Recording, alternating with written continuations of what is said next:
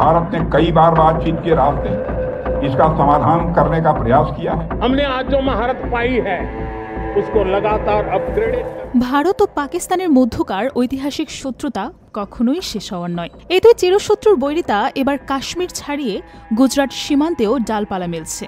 পশ্চিম ভারতের গুজরাটের সার ক্রিক নামের বিতর্কিত জলপথকে নিজেদের বলে দাবি করছে পাকিস্তান। ইতোমধ্যে ওই এলাকাটি দখলে নিতে আশেপাশে সেনা মোতায়েনও শুরু করেছে ইসলামাবাদ। এতে করে পাকিস্তানের সঙ্গে আরও একবার যুদ্ধের মুখোমুখি হয়েছে ভারত। ফলে আরও একবার পরমাণু শক্তিধর দুই প্রতিবেশীর মধ্যে রক্তক্ষয়ী এক যুদ্ধের আশঙ্কা তীব্র হয়ে উঠেছে। গুজরাটের কচ্ছ এলাকার ৯৬ কিলোমিটার লম্বা বিতর্কিত সার ক্রিক জলপথ নিয়ে ভারত ও পাকিস্তানের মধ্যে বিবাদ দীর্ঘদিনের। ওই বড় জলাশয়ের উল্টো দিকে পাকিস্তানের সিন্ধু প্রদেশ। ফলে চিরশত্রু ভারতের বিরুদ্ধে কৌশলগত কারণেই এই জলপথের নিয়ন্ত্রণ নিতে চায় পাকিস্তান।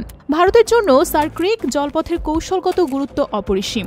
এর সঙ্গে জড়িয়ে আছে ভারতের জাতীয় নিরাপত্তা এবং অর্থনীতির অনেক জটিল হিসাব। প্রতিরক্ষা বিশ্লেষকদের দাবি, দেশভাগের ৭৮ বছর পর হঠাৎ করেই পাকিস্তানের সার ক্রিক জলপথের দিকে নজর পড়ার নেপথ্যে রয়েছে মূলত অর্থনৈতিক কারণ। অনেকেরই ধারণা এই এলাকায় মজুদ আছে খনিজ তেল এবং প্রাকৃতিক গ্যাসের বিপুল ভাণ্ডার। তাছাড়া এই এলাকাটি হাতে এলে আরব সাগরের দিকের সাথে ইসলামাবাদের সংযোগ বাড়বে। ফলে সেখানকার সামুদ্রিক সম্পদ একচেটিয়াভাবে ব্যবহার করতে পারবে পাকিস্তান।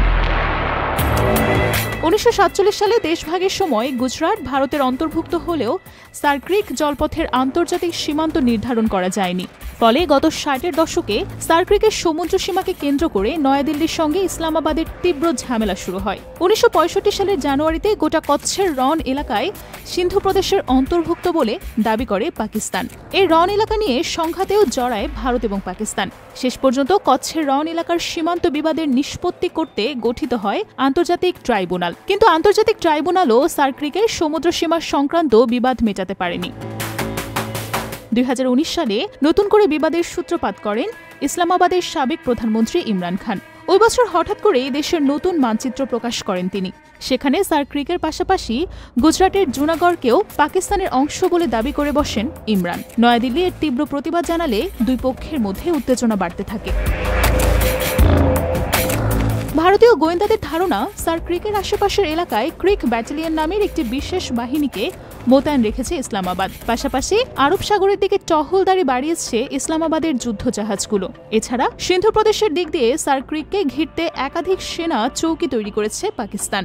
সেখানে রাডার স্টেশন, ক্ষেপণাস্ত্র এবং নজরদারি বিমানের আনাগোনা ক্রমেই বাড়ছে বলে দাবি করেছে ভারতীয় গণমাধ্যমগুলো। প্রতিরক্ষা বিশ্লেষকদের মতে, কাশ্মীরের দিকে নজর অন্যদিকে নিতে সার ক্রিককে নিশানা করছে পাকিস্তান। তাই এর জলপথ দখলে নিতে মনোযোগী হয়ে উঠছে দেশটি। এতে করে ভারতের মধ্যে উদ্বেগ বাড়ছে। ইসলামাবাদের সঙ্গে আরও একবার রক্তক্ষয়ী যুদ্ধের দিকে এগোচ্ছে নয়াদিল্লি।